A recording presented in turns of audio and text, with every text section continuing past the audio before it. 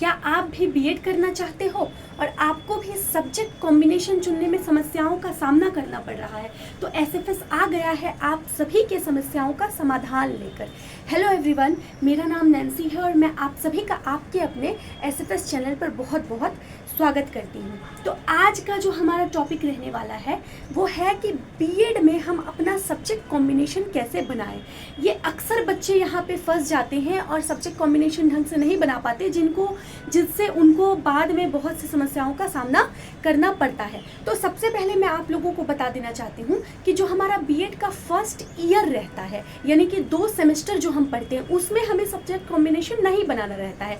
जब हम second year में जाते हैं अर्थात थर्ड सेमेस्टर में जाते हैं, तो उस समय हमें कुछ सब्जेक्ट हैं जो कि चुनने पड़ते हैं और उसी से हमारा सब्जेक्ट कॉम्बिनेशन बनता है और हम ये निर्धारित करते हैं कि हम बच्चे को कौन सा सब्जेक्ट पढ़ा सकते हैं। ठीक है, यहाँ तक समझ में आ गया।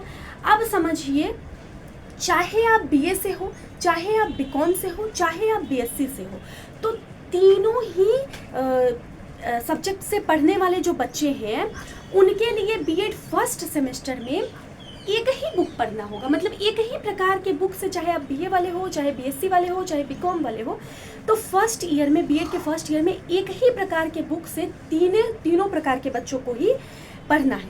ठीक है, 4 बुक होती हैं और चारों बुक में 4 यूनिट्स होती हैं और यही यूनिट्स को हर एक बच्चों को पढ़ना है, बीए वाले को भी, बीकॉम वाले को भी और बीएससी वाले को भी। अब यदि हम चलते हैं थर्ड सेमेस्टर पर अर्थात सेकेंड ईयर पर, तो सेकेंड ईयर में ही आपको सब्जेक्ट कॉम्बिनेशन बनाना पड़ता है, वो कंपलसरी होता है और सब्जेक्ट कॉम्बिनेशन गलत नहीं चूज़ करना चाहिए। तो मैं आप लोगों को बताती हूँ कि यदि आप बीएससी वाले बच्चे हो तो आपको सब्जेक्ट कॉम्बिनेशन में अपना साइंस रखना है। जैसे आप जिस भी सब्जेक्ट से ग्रेजुएशन कर रहे हो तो वही सब्जेक्ट आपका सब्जेक्ट कॉम्बिनेशन में रहना चाहिए। बीएड के सब्जेक्ट कॉम्बिनेशन में वही सब्जेक्ट रहना चाहिए जिससे आप ग्रेजुएशन कर रहे हो। महात्मा गांधी काशी विद्यापीठ या उससे एफिलेटेड कॉलेज का एक रूल है कि थर्ड ईयर में एक विषय को छोड़ना पड़ता है। जैसे 3 विषय से आप पढ़ रहे हो, आप बीएससी कर रहे हो, तो आपका क्या क्या सब्जेक्ट हो सकता है? मैथ वाले बच्चों का मैथ, केमिस्ट्री, फिजिक्स। तो थर्ड ईयर में एक सब्जेक्ट को आपको छोड़ना पड़ता है।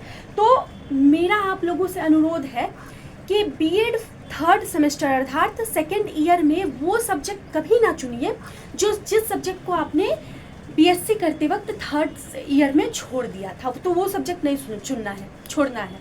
ठीक है, चुनना है।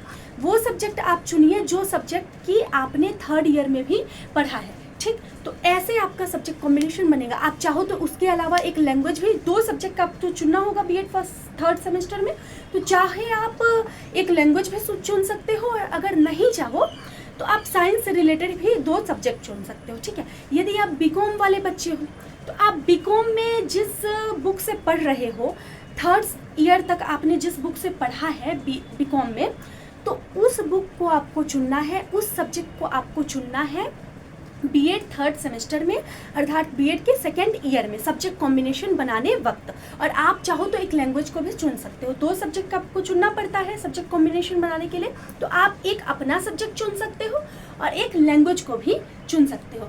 सेम इसी प्रकार यदि हम बीए वाले बच्चों की ओर चलते हैं तो बीए वाले जो बच्चे हैं वो भी वही चुनेंगे जो बीएससी और बीकॉम वाले बच्चे चुन रहे हैं, अर्थात वही सेम सब्जेक्ट नहीं चुन लेंगे। सब्जेक्ट तो डिफरेंट रहेगा ही, क्योंकि बीए वाले बच्चे अपने बीए में कुछ और सब्जेक्ट पढ़ते हैं। तो बीए आप जिस सब्जेक्ट से भी कर रहे हो, चाहे हिंदी से करो, इंग्लिश से करो, जिस सब्जेक्ट से भी कर रहे हो, तो वो एक सब्जेक्ट चुन सकते हो और उसके बाद साथ में एक लैंग्वेज को चुन सकते हो। ठीक है, एक लैंग्वेज चुनना कंपलसरी हो जाएगा फिर आपके लिए।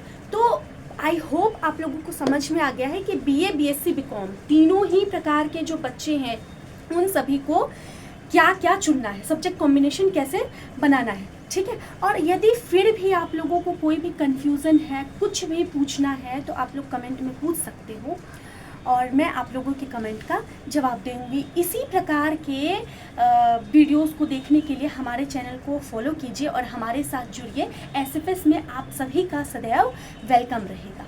जय हिंद, जय भारत।